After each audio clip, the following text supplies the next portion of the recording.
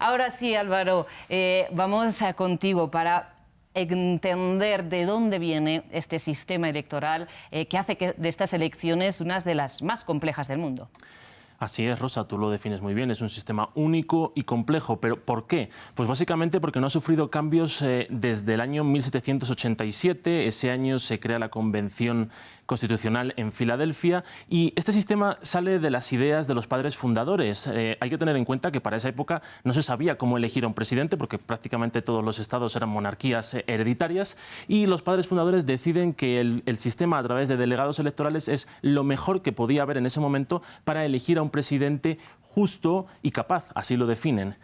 Ya volviendo hacia la actualidad, lo que se deciden hoy en día los estadounidenses son a 538 delegados electorales y como bien habéis dicho antes, el presidente que quiera llegar a la Casa Blanca, el candidato que quiera llegar a la Casa Blanca necesita que 270 de esos delegados voten por él.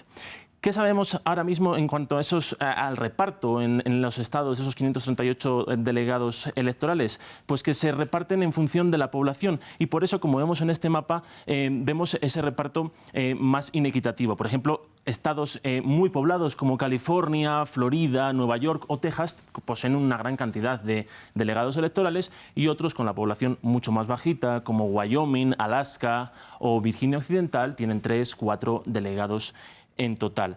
¿Quiénes son estos delegados electorales? Es muy importante. Obviamente estos delegados electorales tienen la capacidad de elegir por sí mismos a los que ellos consideran que deben de ser el candidato que debe ser presidenciable. Normalmente suelen ir de la mano del resultado que ha habido en esos estados, pero tienen libertad de cambiarlo. Por eso los partidos se garantizan que si ganan en un estado, los delegados electorales voten por el candidato de ese partido. Estos delegados electorales suelen ser personas relacionadas a estos partidos, que han sido también donantes. Entonces, bueno, es una forma de amarrar esos resultados de forma segura una vez que se vote en enero del próximo año. Además de todo esto, hay que destacar dos excepciones en todo este reparto. Sabemos que en todos los estados el candidato que gane en ese estado se lleva todos los delegados electorales de ese estado, pero hay dos excepciones, como les decía. Una de ellas es Nebraska, en el centro del país, que otorga 5 delegados electorales, pero repartidos de una forma un poquito más representativa en cuanto al voto. El que gana el voto popular se lleva 2 delegados de ese estado y luego los otros 3 son repartidos en función de los distritos electorales. El otro caso es Maine, que otorga 4 en total, lo mismo, 2 para el vencedor del voto popular y los otros 2 repartidos entre los distritos internos de ese estado.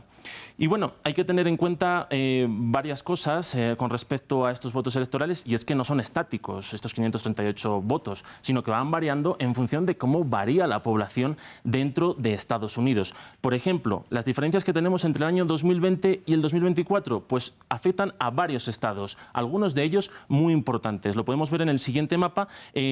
Algunos estados demócratas tradicionales como son California, como es Nueva York, han perdido un delegado electoral en estas elecciones. Otros que son también tradicionales demócratas lo han ganado, por otro lado, como puede ser Oregón o sobre todo Oregón y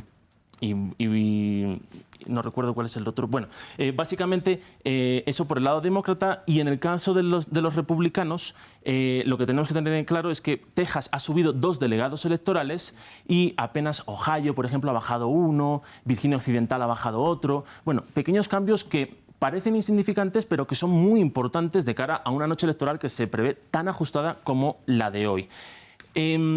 Entonces, esto con referente al reparto de los delegados electorales. Un ejemplo de ello, como les decía, es las elecciones del año 2020. Aquí Joe Biden consiguió una victoria justa en este sistema del colegio electoral gracias a unas victorias por unos miles de votos en algunos estados clave como Michigan, Wisconsin, Georgia, Arizona. Pero en realidad, si nos fijamos, la victoria de Joe Biden en el número de votos, en el voto popular, fue por más de 7 millones de votos con respecto a Donald Trump. Y es que, ustedes lo decían anteriormente, el voto popular no cuenta tanto en este sistema, sino que cuenta el reparto dentro de estos estados.